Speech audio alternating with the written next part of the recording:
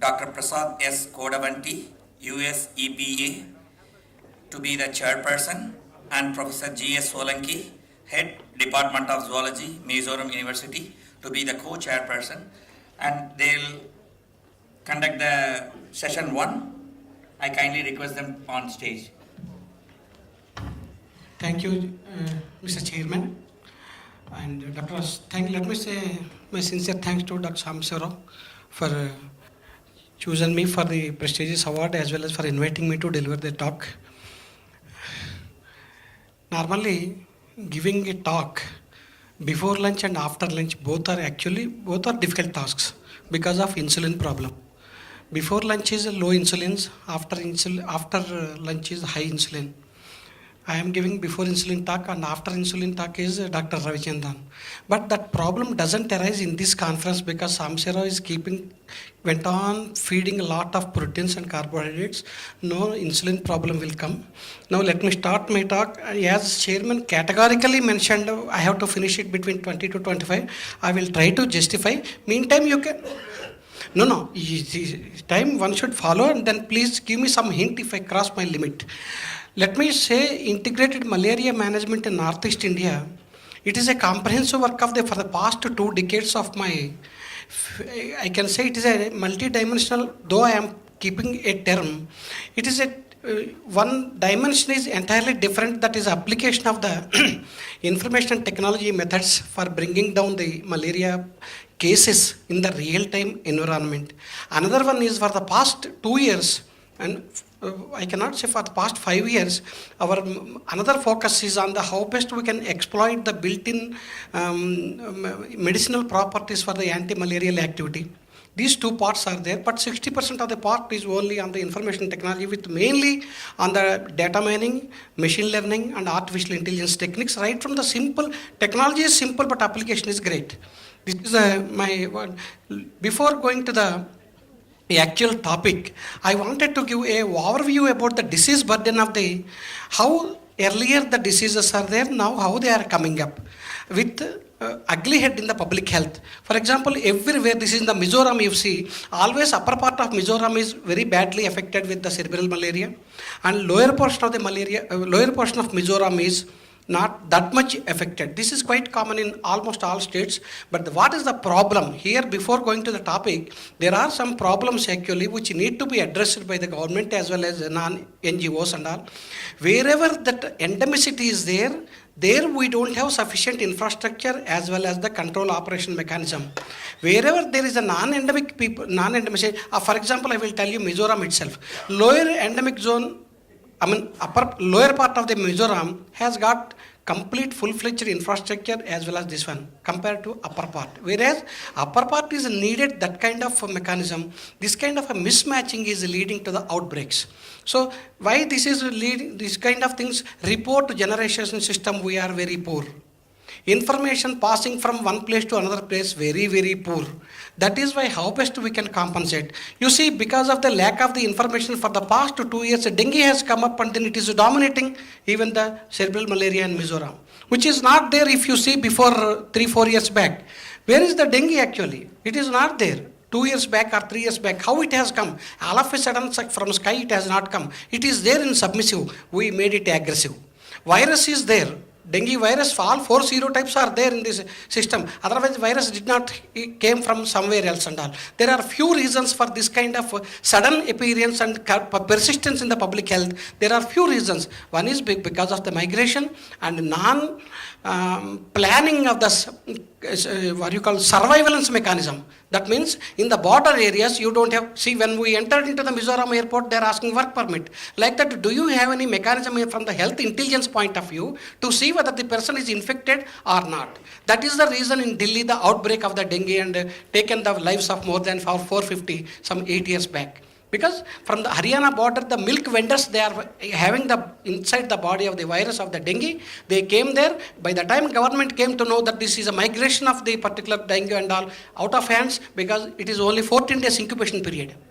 Unlike malaria only 72 hours and all. So here in Mizoram, there was no dengue. It has come for the past 3-4 years. Similar case in the Tripura also dengue. In Tripura there is Assam. There is one more problem of the Japanese encephalitis also. This is the green one is the Japanese encephalitis. That means Japanese encephalitis, the problem is wherever you have the rice fields, the particular vector will breed only in the rice fields, not in like drains and cesspits and cesspools, like culex and anophelines. This is the another Japanese encephalitis.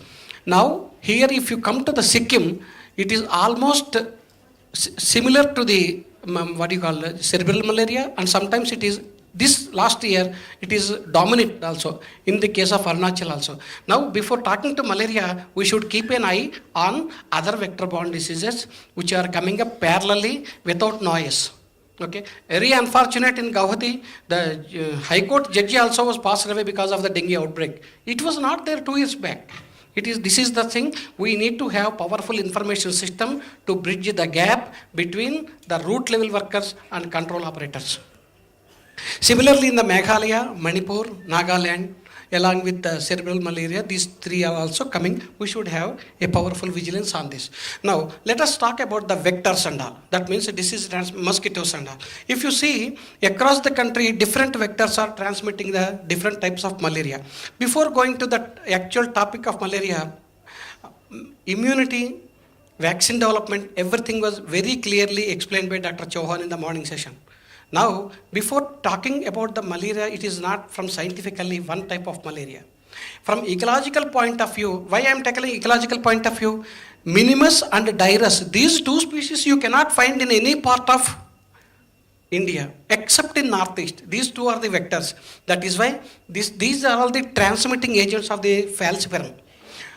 Let me come back again. You see here Stephensii. Stephensii, Anopheles stephensii is the vector for the rural urban malaria. Anopheles culicifacius is the vector for somewhere else it is. Culicifacius for the rural malaria. I think there are 6 or 7 types of malarias are there. But for normal, ordinary person, malaria means it is one. No, it is a rural, urban, industry malaria. Why industry malaria? If because of any starting of the industry, if you get any kind of a cesspits or cesspools, which are the breeding agents for the mosquitoes, and that is called as industry malaria. And migration malaria, I am having a parasite inside the body, then I travel from Assam to here, and the local mosquito of the Mizoram, it will pick up from my body and introduce into the Mizoram population. You will be infected, and this zone will become endemic in another 15 days. That means this is an example for the migration malaria. So these are all the things and all, vectors and all. This is a Minimus and Dirus are the predominant vectors. Anopheles fluviatilis is called as a forest malaria. It will breed only in the slow springs and all. That means each and every insect has got its own bionomics and adaptation from habitat point of view as far as its breeding is concerned. Next one is, what is our contribution? I can say that we are, for the past actually 15 years, we are concentrating on the how best we can use the simple IT tools for the effective control of this disease. At least some information, if it reaches to the control people well in advance, some percentage of preparedness will be there and all. But this is we are very, very poor in the report generation system, either at a central level or at a state level.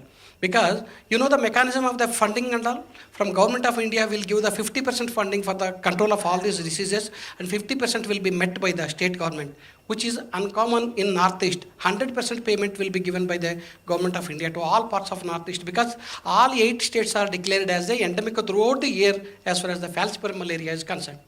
So we have developed one kind of a systematic database on the Arunachal Pradesh by taking one state as this one.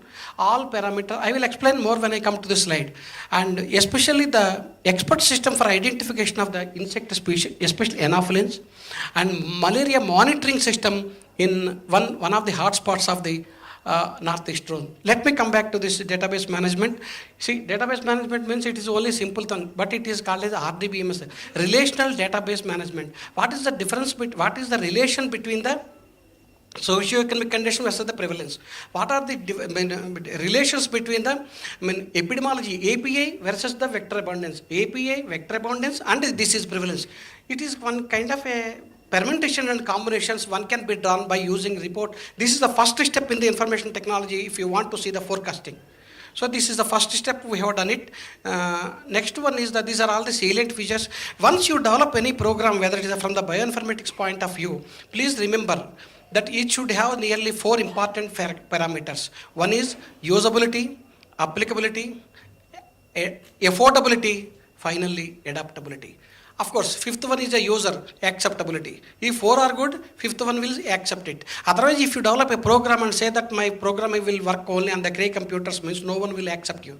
Your program should be able to work on the single processor system as well.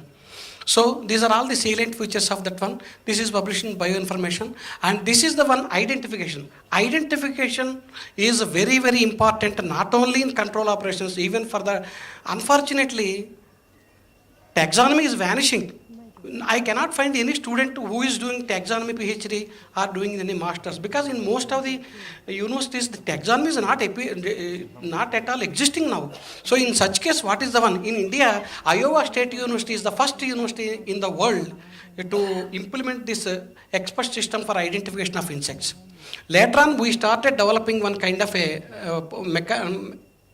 one kind of a program. It is a simple expert system. Being a biologist, we need not bother about the algorithm of the age. You need not invent. Take that algorithm and implement it. Application is a new. So we have developed this one, wings without pale color, with pale color. Then if you click it with pale color and all, this is a legs with the pale color, without pale color. Then you got the answer. This is Anopheles barriensis. That means in order to identify this particular species, so two parameters are sufficient to identify. I have given one example. India has got 58 Anopheles species. Let me underline, Anopheles species, they are not vectors. Only 8 vectors are there in India. Out of that, 2 are predominant in Northeast. I already told you, they are minimus and dirus. Now this is the way technically it will going to classify in dichotomy algorithm everywhere. Until unless you get the answer, it will go on dividing into the binary fashion. Like that is why it is called ID3, itinerary dichotomy algorithm. Dichotomy everywhere, 2 nodes only, not more than 2. This is the issue. This is the background of the particular this one. And what is the problem actually? Why we are collecting the data, we are processing it and sending to the headquarters, both state as well as this one. You know, in Indian health system there are 3 types. One is primary, secondary, and tertiary. Primary in the sense PHC and district hospitals and state health hospitals. Thoroughly the information is not going from one end to another end in order to take the preventive measures well in advance. Next one is, what is the thing? We have a lot of data. India epidemiological data of any disease has got lot of amount of the valuable data we have, but we have little information about it. Useful information, we have little information, but we have no knowledge to represent. In such case, what is that one? The next alternative method is only to application of the data mining. Either data mining by any kind of a existing algorithms. I will show you what are all the things and all.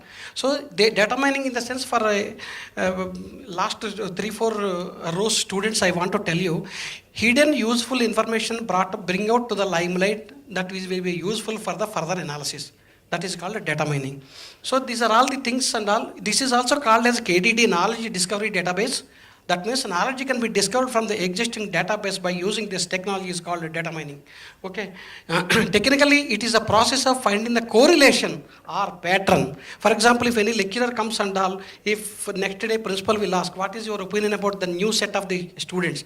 He will be able to tell you that 50% of the students will get the first class and rest of the people will get second class and all. How he is able to tell? He is a lecturer for the past 18 years and 18 years he has given some kind of a pattern. That pattern he has applied on the new data. Based on the new data, he has given some assumption to the principal, and when the results comes, it will match almost with the 80 to 90% accuracy. That means his algorithm is 100% correct. That is the kind of a pattern we are using it from the, yeah. Now let me tell you that this is called 2 types. One is the predictive, another is the descriptive.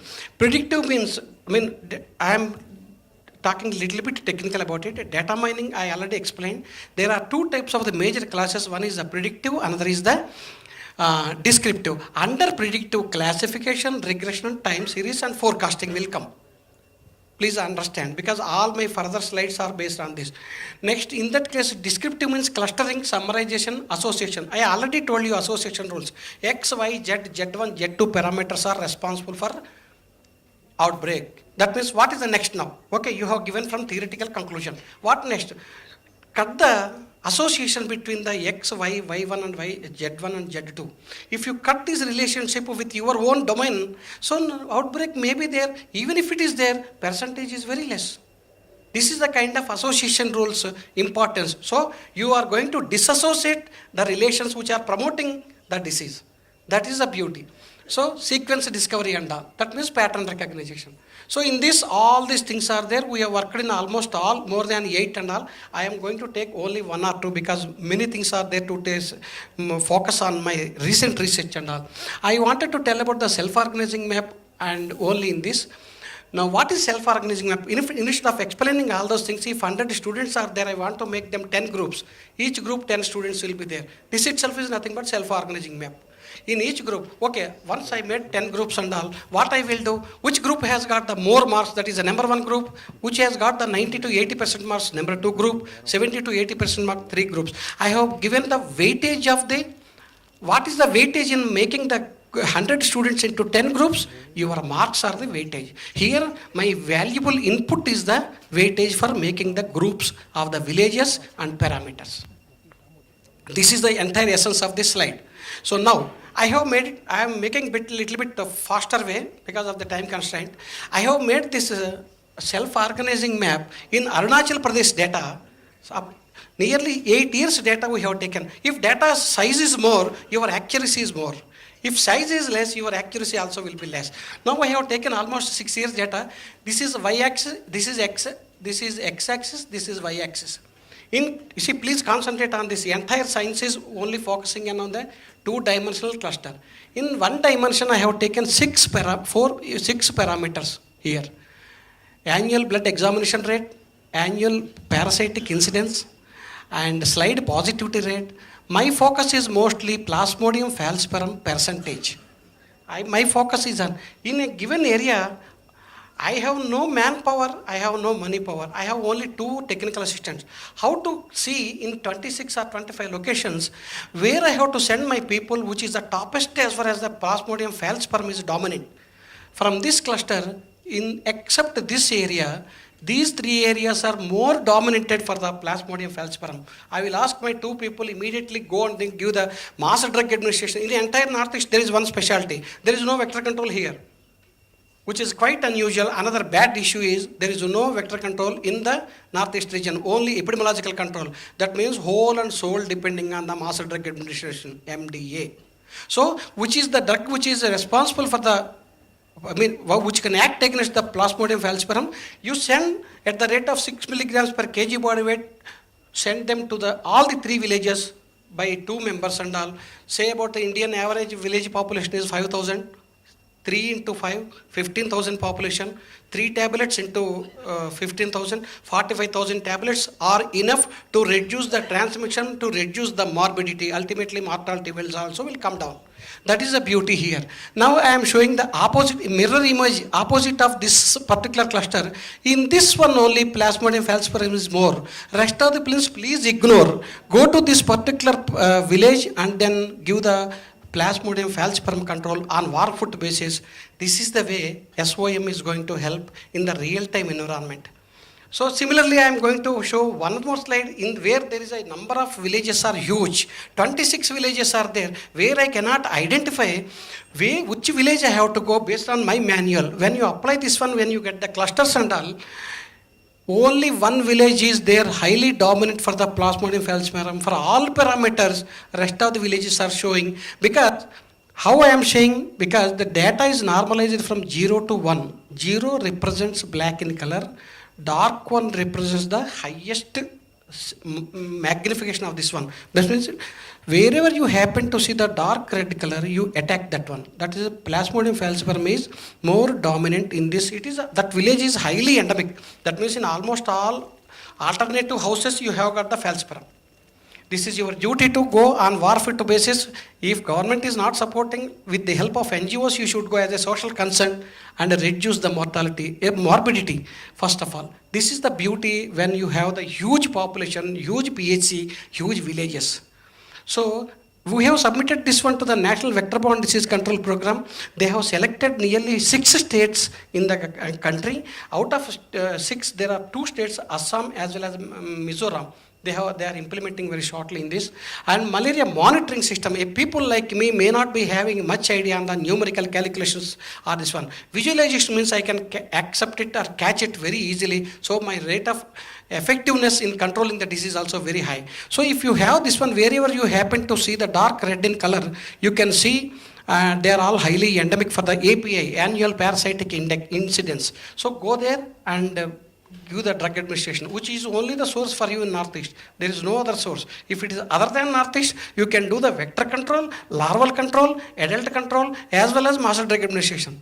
But in Northeast region, you don't have anything except master drug administration which will work against the parasite. So this is one thing. This is spatial mapping of malaria in endemic zones and all. These are the papers published actually. Now, this is the recent success story. It is under the CSR network program. We have taken one model we have applied. I don't want to describe the algorithm, but I will give you output, how the environmental parameters are impacting on the disease prevalence and the disease outbreak. These are all the states we have in the states. What is the schematic steps actually in the climate-based model? We have taken malaria cases, embedded with the predicted vector population. When there is no vector population here, if the cases are like this, probably the vector population also may be this much. This is only theoretical assumptions of our model, and we have taken input temperature, rainfall, relative humidity from the weather conditions, and we have calculated the vector population per day wise as well as month wise. We have calculated the exposure and the transmission of the malaria. We have simulated the malaria cases with our own algorithm, and finally we have calibrated by using the 4 years data. And what is the results now? Instead of explaining, I will just take, this is my actual complete heart of my algorithm, and I don't want to talk too much about it because this is the XIC means climatic variable, MIN is minimum, this is the maximum. Both these are all the things: minimum temperature, maximum temperature, humidity, rainfall. That means my input parameters are rainfall, humidity, temperature. These are all the three, but at maximum level and minimum level. And what are the observations? We have taken the blood samples positive data, and the total size of the 12 districts from Arunachal. This is the weather data we have collected. Now, instead of saying Latvan, I will give a conclusion from this data. Though rainfall and humidity are associated factors to promote the particular disease, concretely saying this model, temperature is the main responsible factor for promoting the disease. It has got the direct relevance. That is why an analysis of though you see here, although there are three variables, temperature, rainfall and humidity are known to play the important roles, and simulation of epidemiology with all the three variables showed large differences between observation. That means humidity as well as rainfall are showing lot of difference between my simulated output as well as original output. Whereas in the temperature, it is showing the similarity. You see, these are all the observed.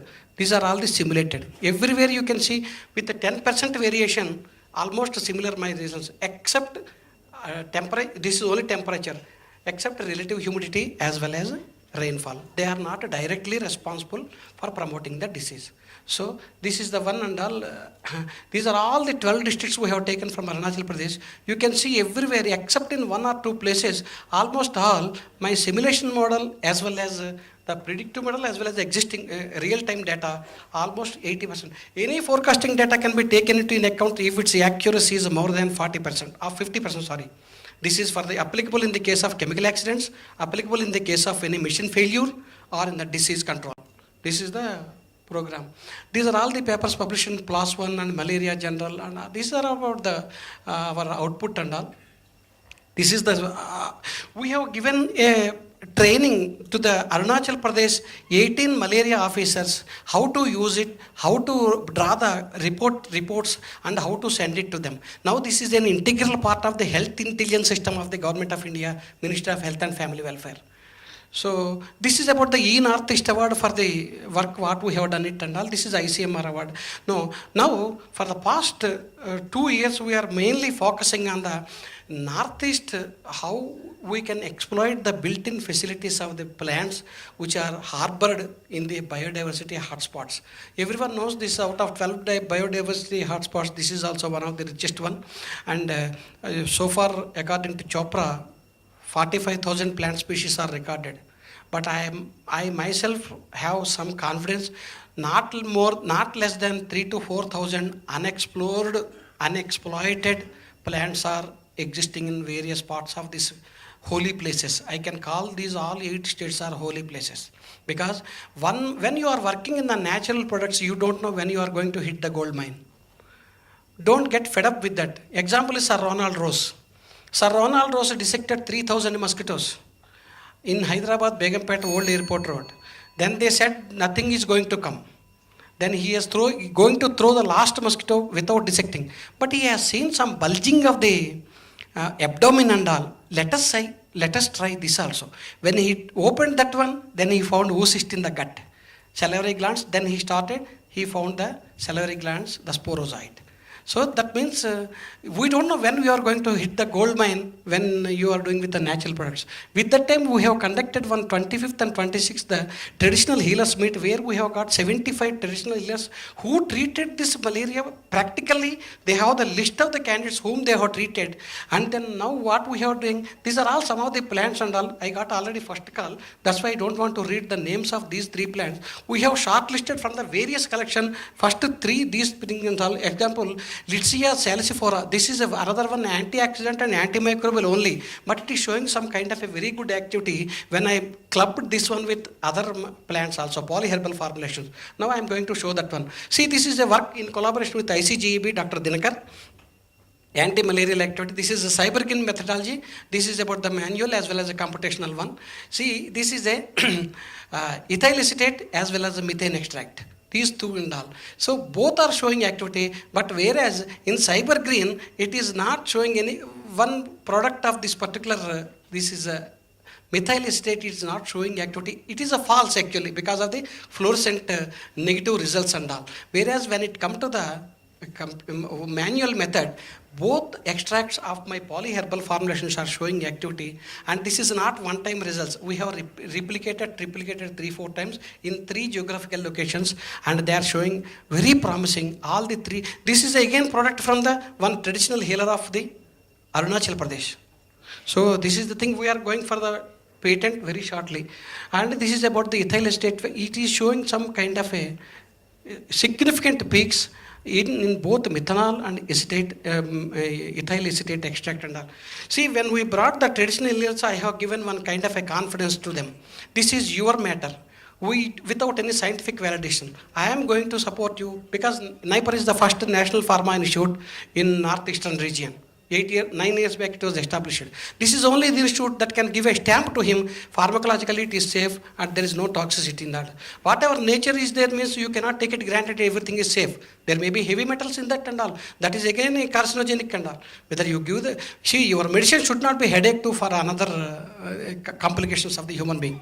That is the intention. That is why scientific validation is going to be done by ours. Finally, my conclusion is IAC is the better supplement of the IMC. What is IAC?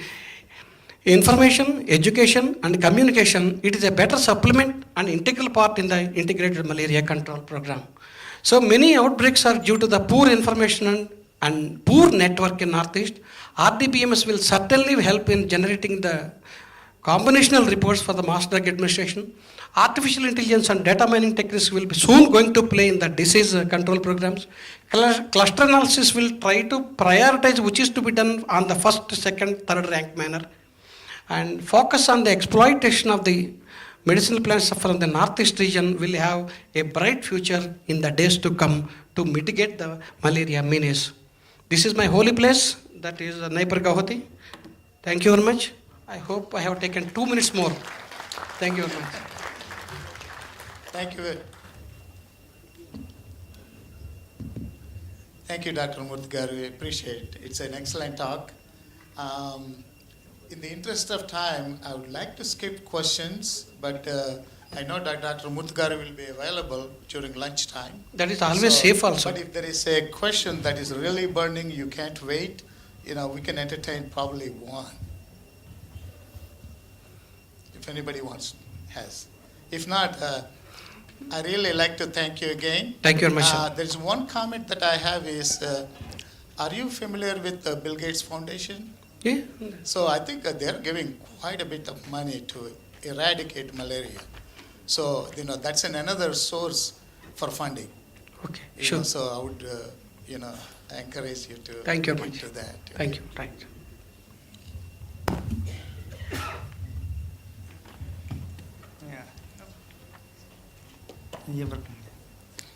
So now we will call upon the second speaker, Dr. S. Sridhar.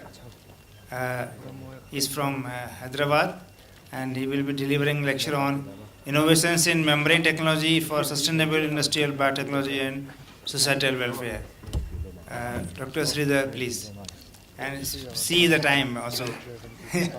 Important. Okay, thank you very much. Respected dignitaries on and off the dais, professors, eminent scientists, ladies and gentlemen, and the future of our country, students from Mizoram, other northeastern states and also other states of India, future entrepreneurs, future professors, future scientists. So you are the future of our country, and we hope that the northeast also will grow as much as the central part of India and the southern part, and make a very good name, which they are already doing. So here I am indeed very fortunate to be here amongst all of you, and I would like to thank Professor Sambashiva Rao and his team for having me here. And during the course of my talk, I'll just share a few of my experiences, and we'll also have some video clips to play to show the actual demonstration of membrane technology for water purification, for recovery of alternate sweeteners for diabetic patients, and then alkaline water. So some health aspects also I will be covering. So when I joined IICT, my vision was to promote chemical engineering, and especially for solving challenging separation problems like wastewater, like pharmaceutical wastewater, and then societal welfare through water purification. And here I would like to emphasize upon ultrafiltration and nanofiltration for disinfection and clarification of surface water, as well as partial TDS removal from groundwater. And then we also have some biotechnological applications like membranes for hemodialysis. As we all know, the most prominent membrane in our body is the human kidney, which removes the toxins, urea, creatinine, uric acid, all these from the body. It removes selectively. Even if one blood cell comes through, then you are a patient. So you imagine how selective the natural membrane is. So the challenge is to make a synthetic membrane which can match to some extent the natural membrane and remove part of the toxins, so that those suffering from chronic kidney disease will have some kind of relief. And then of course, medical grade water. So we are buying expensive systems from abroad, but there is a chance where we can now make our own kits for producing very safe water, not only for making the dialysis fluid, but also for injections, and also for several other applications like biochemistry, and these applications will be touched upon. So the objective was to eradicate waterborne diseases and to contribute to the common man in our society through technology. So a brief overview of membrane technology for the benefit of students with the help of some video clips. Then one case study on biomedical applications, disinfection and clarification of surface water, solvent recovery from pharmaceutical effluent. I took this because of the theme of this conference. And then of course just touch upon biogas and natural gas purification. So what exactly is a membrane? It's a thin barrier mostly made up of a polymer. 90% of membranes are made of polymers, and they will select.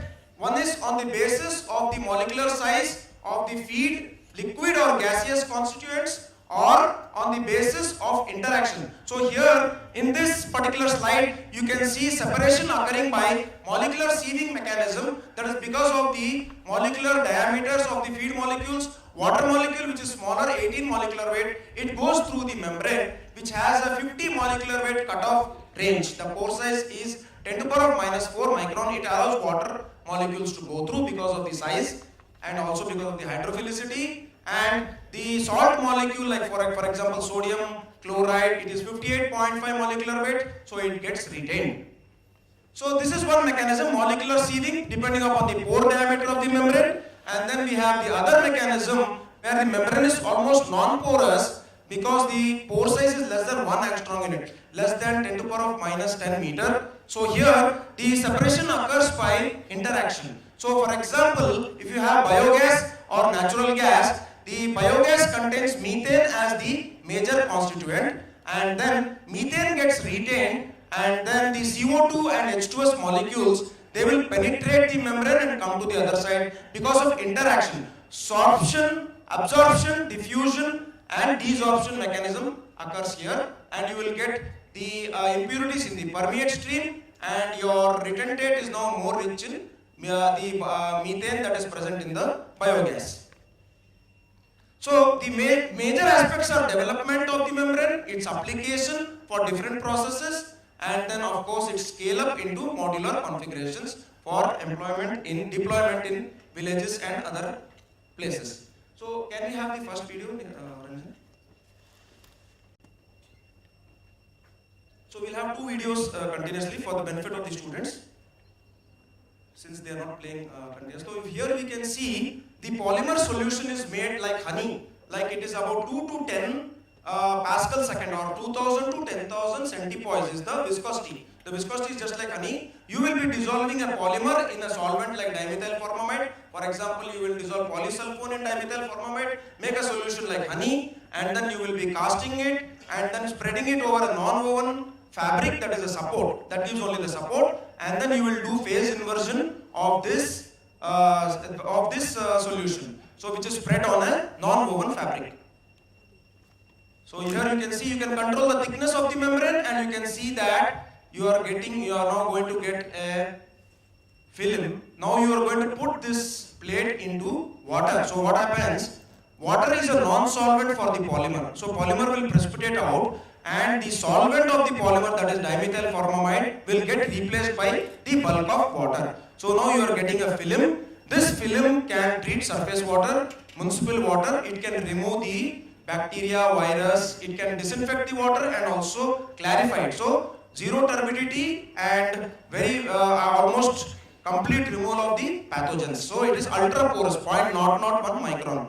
Now this is the other video where you are making the bigger membrane. So this is by casting the membrane on a larger level and make it into a module. So you can have the same non-woven fabric going between rollers, and then you have cast the honey-like solution on the non-woven fabric, and then you are going to spiral wind the solution. You can see the shiny side of the membrane. Then now this is a hollow fiber membrane which is used in dialysis. So now you can see that the polymer solution is in this tank. There is an extruder here called spinneret, and from the outer bore of the spinneret you are getting the polymer solution. You can see the fiber coming here, and from the inner side you are pushing a bore fluid, so that there is no rod-like structure. It is a hollow tube, capillary. So the walls of this fiber are porous. So you can see the fiber coming here, and then this is the hollow fiber membrane that can be used in dialysis. It can also be used in surface water purification. You can see the roll bundle being made here at IICT, and then you can make a module out of this. The walls of the fiber are highly porous. You can have the feed flowing through the tube side, or you can have it flowing through the shell side also. So you can control the pore size of this membrane by either temperature or by viscosity of the solution.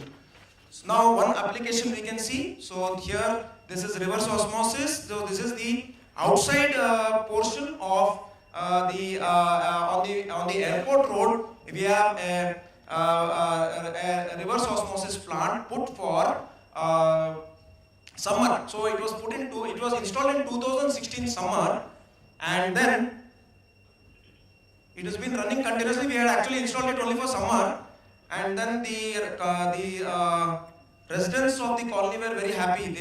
I thought they were happy because they are getting free drinking water, but actually the colony residents were happy because it became a bus stand now.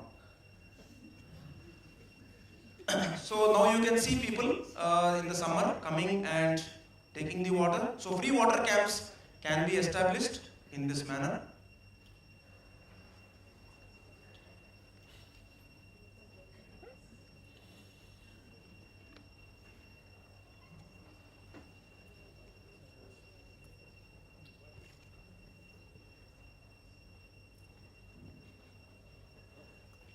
Similar camps can be installed in other states during the summer season.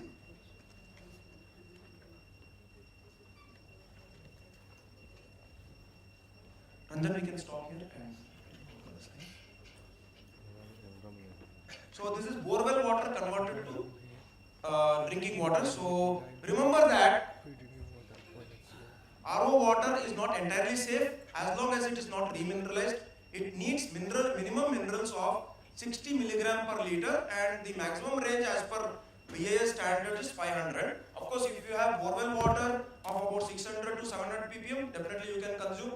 Not much of an issue. 50 ppm TD is still manageable on the lower side, but nothing less than 50 or 60 milligram per liter. Otherwise, you will get osteoporosis, you can get depression and also heart disease because of the lack of sodium, magnesium, potassium and different types of minerals. So directly drinking RO processed water is not advisable. It has to be either nano-filtered water, which allows part of the minerals to go through, and ultrafiltration, like we've seen the fibers and the phase inversion membrane, they will allow all the salts to go through, because surface water has salts in the range 200 to 350, which is very safe for drinking, and all the minerals are present. So remember that essential minerals, at least 60 milligram per liter should be there in the water that we are drinking, so that we don't have any problems in the long range, in the long run. So different membranes you can see here for different applications, including fuel cell also, and then so we made use of reverse osmosis for a different application, as we had already seen.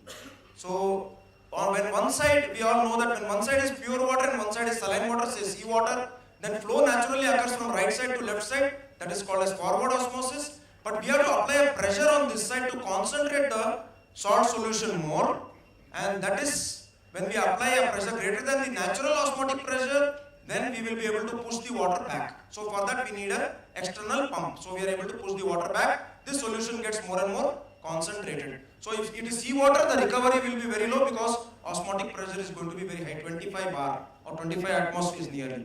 So we made a use of this phenomenon. Now you can see what the block diagram consists of. There are two pumps actually running in tandem. One is the low pressure pump and one is the high pressure pump. This is a pre-filtration pump, and this is a pressure pump that this takes care of removing the turbidity and the suspended solids, those kind of things, and odor. Whereas the high pressure pump, it pressurizes the membrane, and then you will get the permeate. If you want to store it for a long time, you can use UV of a particular wavelength, or you can ozonate the water. And remember that the reject water must be treated and reused. Otherwise, then this process is not complete. Now, we made use of this process by making, in our chemical biology division of IICT, they had complained that they were struggling with the millicube or millipore water systems for their biochemistry, culture growth and those kind of things.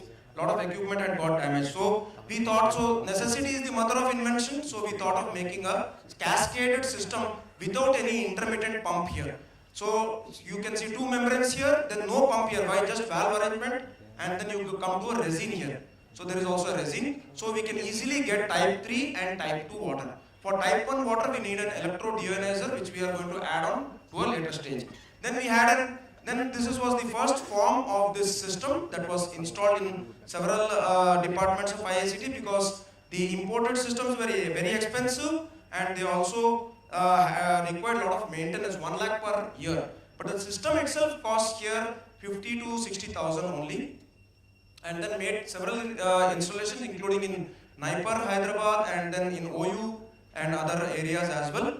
And then an entrepreneur came down, and then together we built this because the system has to be packaged well, then only it will sell, then only we can compete with multinational companies. So here you can see that this entrepreneurship went ahead, and we number of installations, Care Hospital, and then in CCMB, then UL Life Sciences, and then universities also. So less than 1 microsiemens per centimeter is the water quality. Then the bigger one has come up now, 500 liters per hour, that is for NephroPlus, for producing water for dialysis purpose. And then membranes for hemodialysis, we have seen the video already. So it is ultrafiltration or molecular sieving. And this is the spinneret, is the crucial element in this. And you can see the outer ring and the inner ring. So polymer solutions flows from the outer ring, and membranes for dialysis are very fine. and then clarification and concentration of enzymes also we can do by ultrafiltration. So nanofiltration here, it is slightly looser than RO, and we can convert the RO membranes to nanofiltration membranes by using sodium hypochlorite solution. Sodium hypochlorite solution we can use and convert these membranes into nanofiltration. So the molecular weight cutoff will be double of that of RO, or at least sometimes even 10 times more open than RO. So this is a more, you can say, vertical modular system. And then we have installed one in Bhimavaram, that is for surface water purification. We can also see an ozonator. 99.99% of the germs are removed, but ozone will take care of any residual. You can see a more compact system which can be sent to villages as well. So this is, they were earlier drinking pond water. Then this is at a hospital, Gandhi Hospital in Secunderabad. Consumption there. Then of course I will skip the fluoride part because though we have northeastern states affected by fluoride, and to some extent Bengal and they are affected by arsenic. Then compact systems were made, installed in colleges, and this is the free water camp. And then hand operated system. So finally we deployed it during the Kerala floods.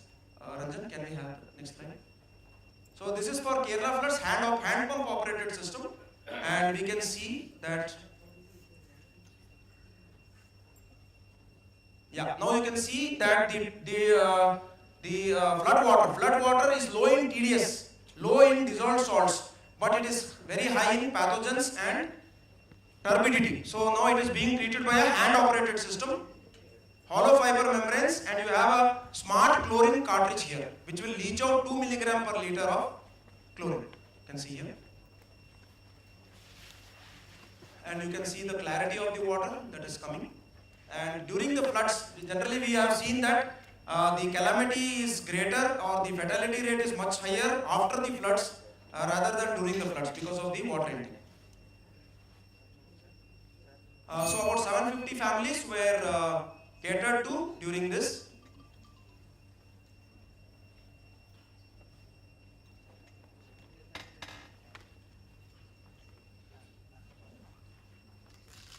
So during the floods there is no power, so we have used hand pump operated, but we can use electric pump also. At that time we can apply higher pressure and get a greater rate of flow, that is up to 1200 liters per hour. Right now it is 700 liters per hour, and the local residents were able to utilize this.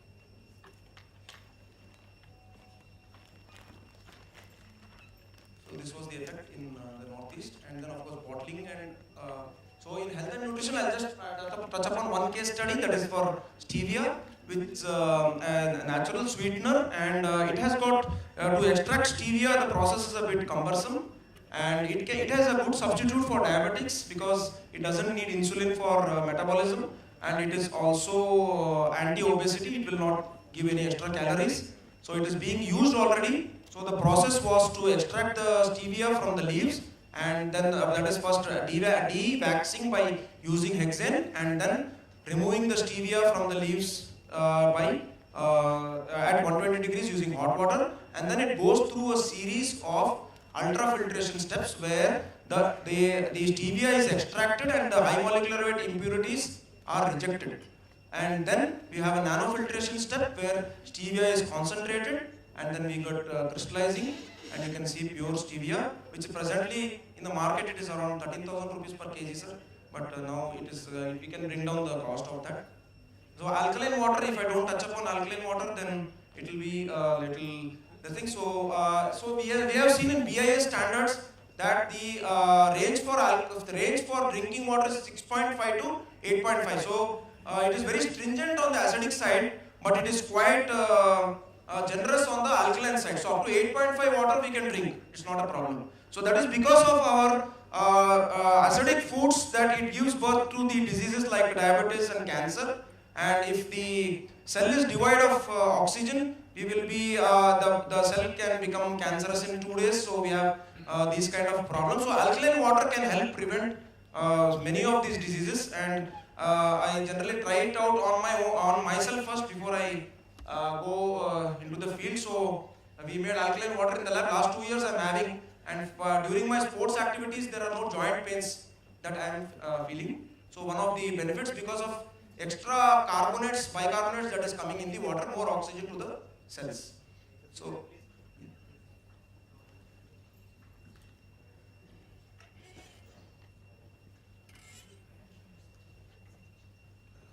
finally, future prospects for the hilly areas and northeast, we'll have the last video and conclude. So that is atmospheric water generator, but this is useful only in coastal regions and also in the near the Himalayan belt, especially for army and other places. So it is based on the refrigerant cycle of the air conditioner, and it is very similar to that, except that there are 2 compressors. Can we have the last video?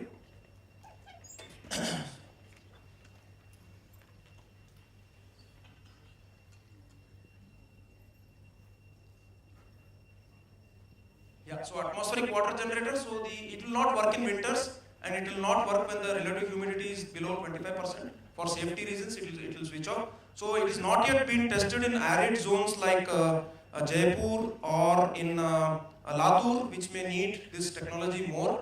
But after long-term studies only, we will be able to do that. But it's quite safe for the northeastern states, and also quite convenient for coastal regions where water is very saline. So it will trap the humidity in the atmosphere, and then we will get this machine, particular machine, gives about 1000 liters per day. So 2 compressors, and then we have the evaporator compressor cycle, the invert Carnot cycle, and we can see the water now coming out directly from the atmosphere.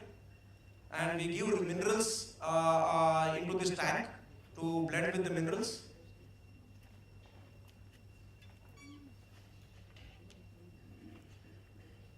Yeah, now we can see the water coming directly from the air.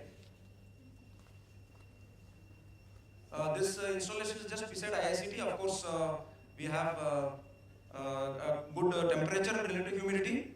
So we must store enough water, like for the winter season also, where when temperature is low. We can store.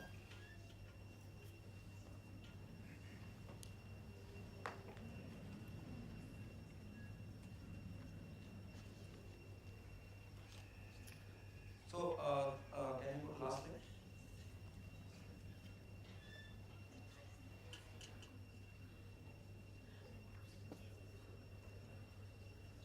So thanks to one and all, we have had a number of students, and recently I've been lucky enough to have since last 4 years couple of scientists also, and we have had students from Northeast as well. So we welcome more students from Mizoram and other northeastern states, so that we can work together and mitigate the problems of the common man in the country. So thank you very much for your patient listening, and thanks once again to Professor Samashiva Rao and his team for the excellent hospitality. Thanks to one another. Thank you. Thank you, Dr. Sridhar. Now, Conf wants to finish all the presentation before lunch. There was one presentation after lunch. Now it is pre-scheduled. So we will finish all the presentation, then we will go for lunch. So it is only one presentation.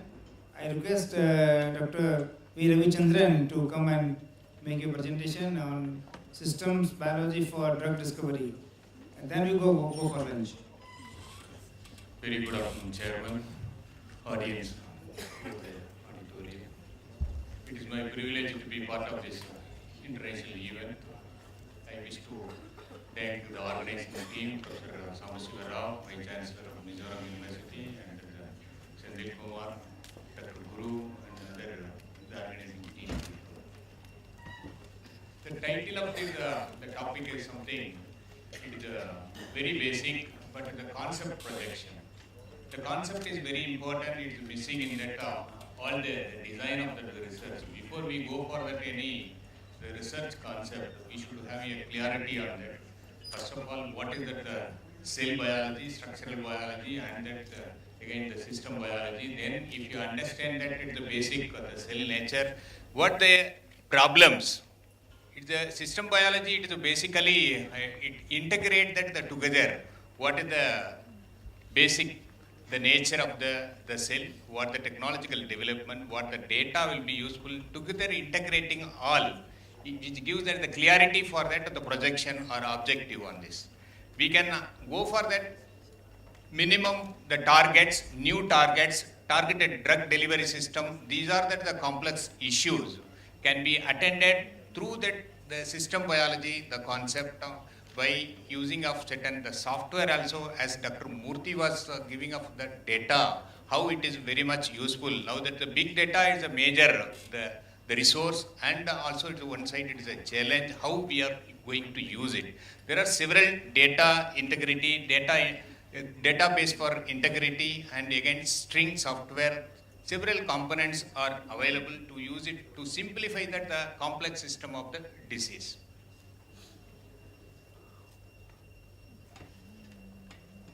It's a complex interaction in the biological system, how that to understand that the entirety of the process happening in the biological system is a very basic, basic in the system biology, mainly the cellular network on the interaction. And then the experimental aspect, how that the therapeutic will be a useful, therapeutical screening will be a useful measure in that the genome techniques and integration of that all together in the computational theoretical method with the experimental efforts will be a very much useful measure on this. This is the complex system, it demos that the biological, the technological, computation, together it will be a useful measure to chart out that the complex issue of the health diseases. The integrating system biology, how that the biological knowledge from the omics through that the interactions, and again predicting the future of that the biosystem and the omic knowledge, the in silico what normally we use it. It starts from that the genome to phenome, that how that the differential omics beginning with that the system biology, the proteomics is the important component, and the transcriptomic now that it is available, how it is altogether will be a useful measure to chart out that the diseases.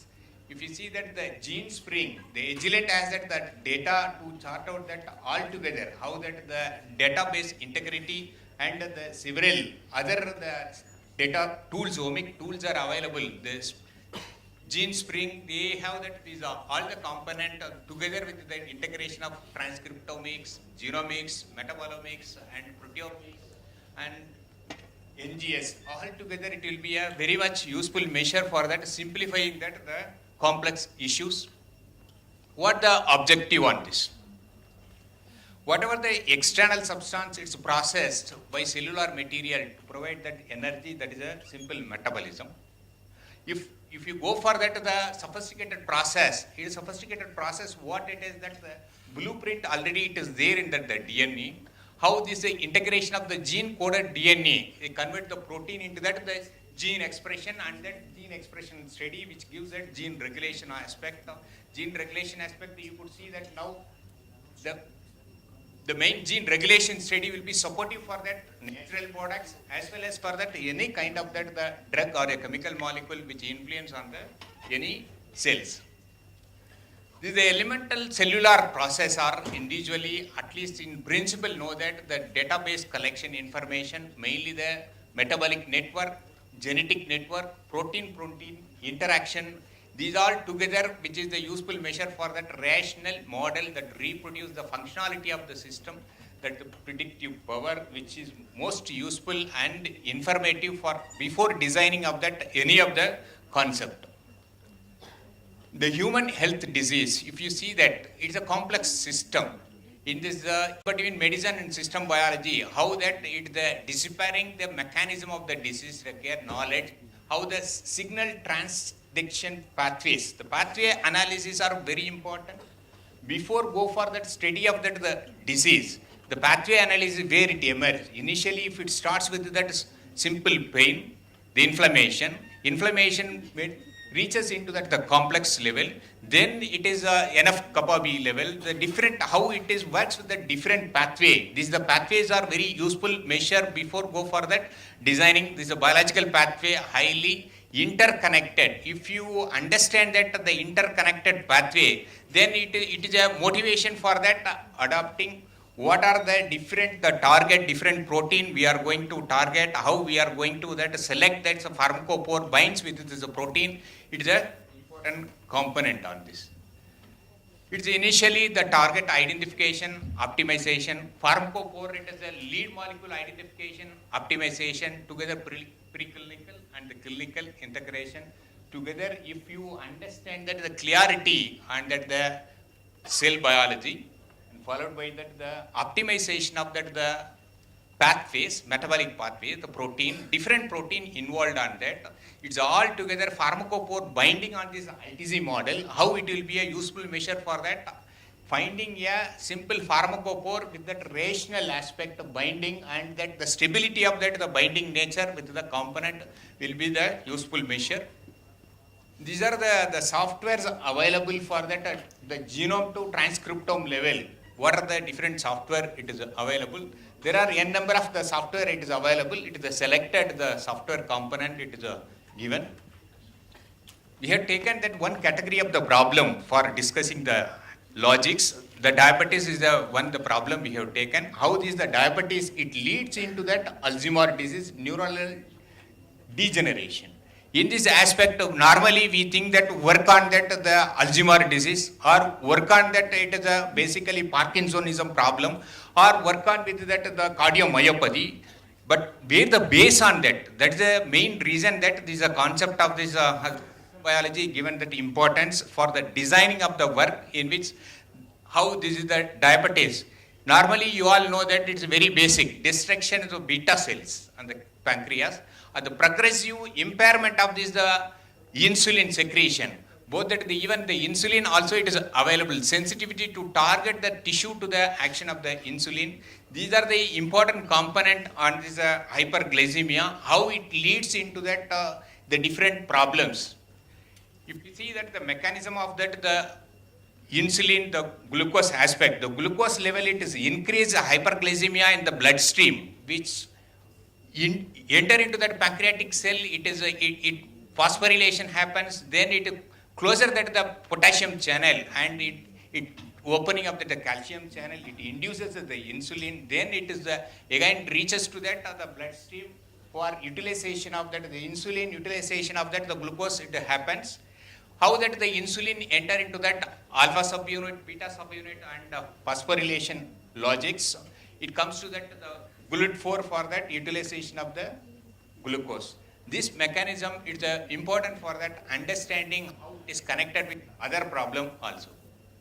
So glucose transport through that the GLUT1, 2, 3 and 4, how that what are the organelle component, the tissue component involved with this, the transporter. What are the PPAR with that PPAR1, PPAR alpha, beta and the gamma, it is involvement, it is all the common logics. How this is a high level blood glucose with this the component of that the diabetic nephropathy and diabetic neuropathy and diabetic retinopathy and diabetic it is a basic component, the together complex material starts with that enough kappa B. Though it is that initially it is with the starting with that the glucose component, the glucose level, higher in the glucose level, it leads into that several problem, enough kappa B and again with that the interleukins, inflammatory receptors involved on that, the COX and that TGF beta, these all involvement with that diabetic nephropathy. It is again with the diabetic cardiomyopathy also involved and retinopathy, that together these all that the system, the component of the pathway will be a useful measure to understand that the strengthening of the logic of the work. In the hyperglycemia, these are that the major problem. Together it is a summary of that the hyperglycemia, the glucose level is increased. How is the diabetic, it is a neuropathy, nephropathy, cardiomyopathy, and retinopathy all together. What are the targets and that the proteins involvement on this? If you understand that, the clarity, multiple targets, it is a protein, you can understand for that. New marker also you can understand for binding nature of the pharmacophore.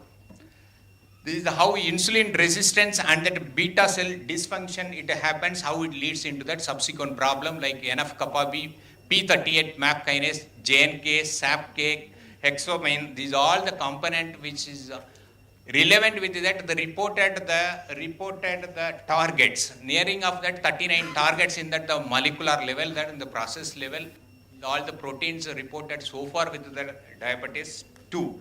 It leads into that the neuroscience, how it is leads into that neuroscience. We have studied that this is one of the natural component, olive oil, depot, it is the dihydroxy, it is the phenyl ethanol, it is the component which is very much useful for that the cognitive impairment of that the cognitive aspect to correct that impairment of that the cognitive this is here that the biological problems of nervous system is realistic. How this the key component plays that analysis function of nervous system in that the linking genes behavior with that microarray.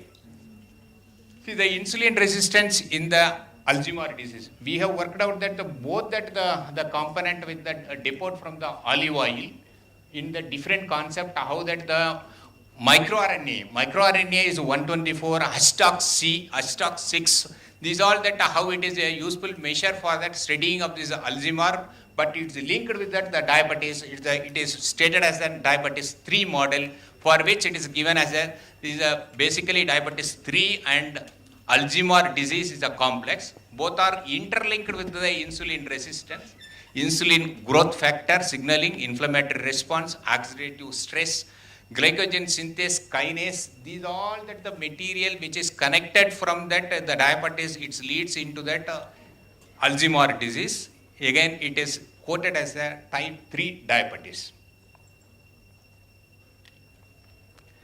Here, how that the schematically diabetes 2, insulin resistance in Alzheimer's disease, the connectivity, the mitochondrial dysfunction, it happens, glycosylated hemoglobin, you all know that it is the impairment of that cognitive function by failure in that the transport of that glucose to the neurons, automatically neuronal function is defected, oxidative stress induced amyloid beta and phosphorylated the tau formation.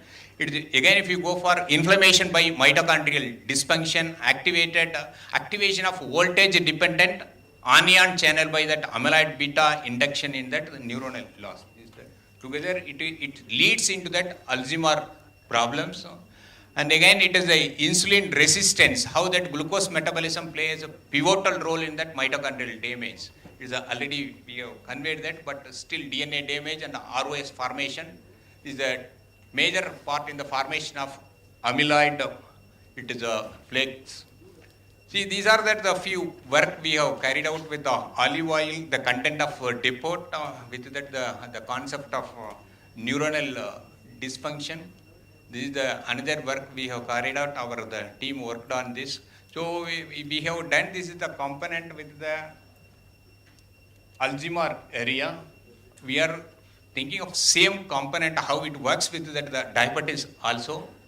The current treatment, mainly the current treatment, what it is there is the hyperglycemia or elevated blood pressure. Normally it is tested with that the small subgroups.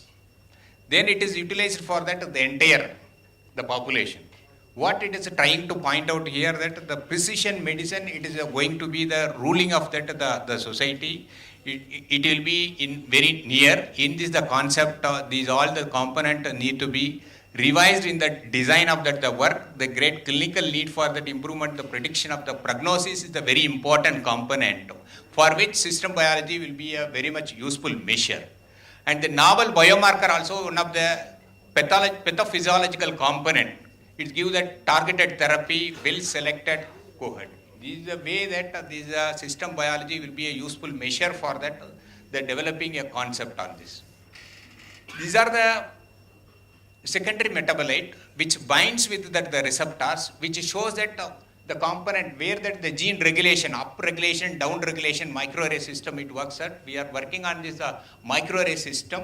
which is the pharma, it's a phytoconstituent, natural component, how it binds with this, that the protein, and what are the influence on this, influence on the component of gene regulation, upregulation and downregulation. By this way, we can go for that, the omics software and string software will be the useful measure for that, it's going of that, the matching component of that, identifying, interacting the partners on this, what that the basic problem, the health problem initiated, and how it reaches to multiple level. What the significance on that understanding of the Alzheimer's disease, diabetes and the Alzheimer's? There are several questions on that. What it is, how it leads into that, the diabetes 3. How upstream component of insulin resistance and the brain insulin, IGF signaling, these all collectively involved in that Alzheimer's disease pathogenesis.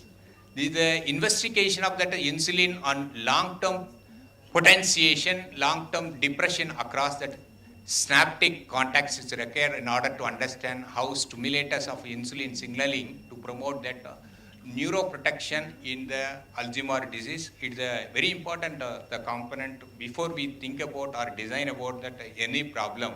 It need that the basic from the system biology. In the conclusion aspect, almost we are in the end. The drug development decision routinely made criteria based on that incomplete biological knowledge. That is a basic the problem. At the end level, it is utilized even that after the marketing, after the licensing, there are several adverse problems are reported. Why? The basic reason is it is not clearly studied that the system biology, all that, it is how it is the binding nature it happen, where that the different pathway it is affected, what are the different complication happens. These are the things if it is identified and confirmed before go for that anything drug released for the licensing, then that the adverse reaction side effect or drug induced problem, drug induced diseases will be curtailed. In this, the target prioritized because they are upregulated. This is a gene regulation, what it is as such. With one gene is regulated, then okay, this is the kind of the problem can be managed by this, the pharmacophore. How it is affect with that other proteins, other genes, it need to be studied, and that what the data it sounds on that, whether it is suitable for that, the different organ, or that it is suitable only for that one pathway it is suitable. These are the things not studied properly, it need attention on this. If we go for that compound selected biochemically, it's very specific, animal models are considerable essentially, still it is not matching with that the prediction of the clinical success, and better biology, preferably more relevant human disease and capable of being integrated into drug discovery is surely needed to inform that the decision making, and that before going for that the concept establishment or reaching for that the clinical trial.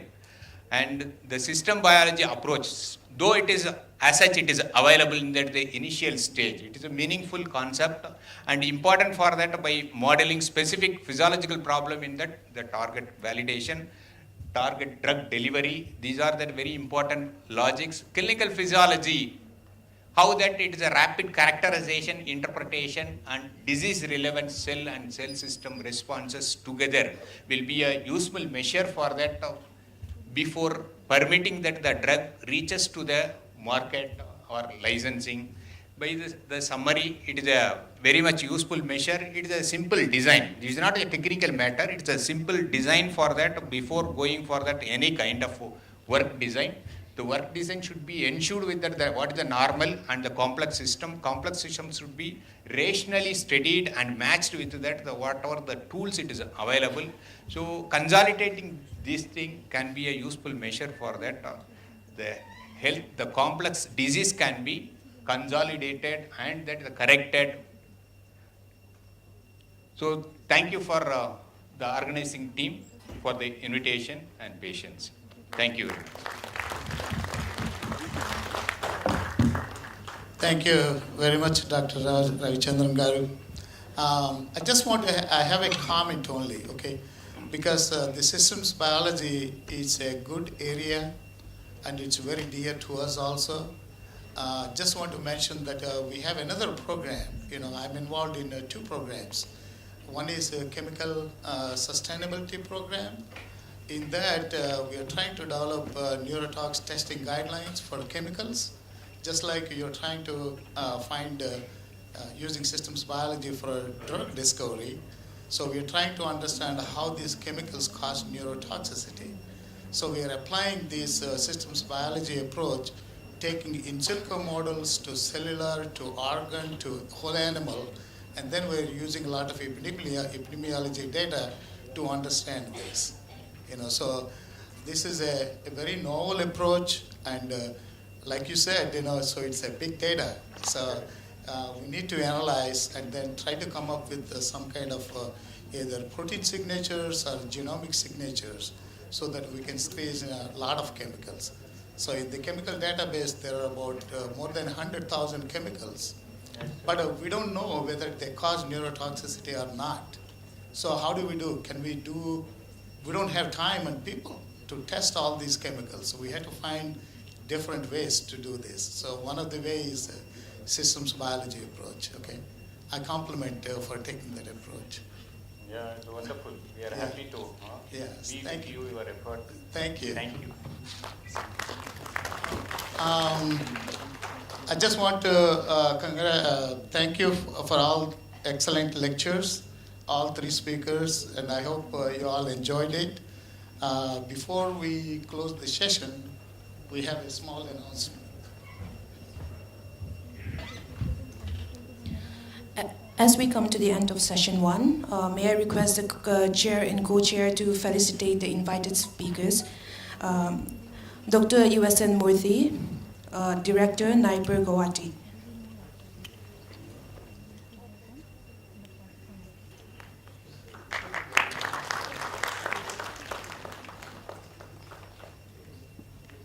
Dr. S. Sridhar, Principal Scientist, CSIR, Hyderabad.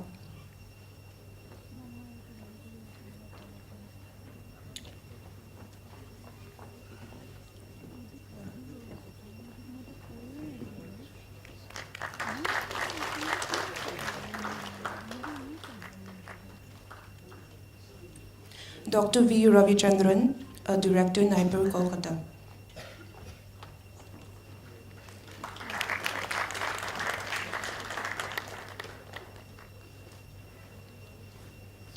And may I request Professor Satyawada Ramarao to felicitate our chairperson, Dr. Prasad S. Kodavanti, U.S. Environmental Protection Agency, USA, and Professor G.S. Solanki, Department of Zoology, Mizoram University.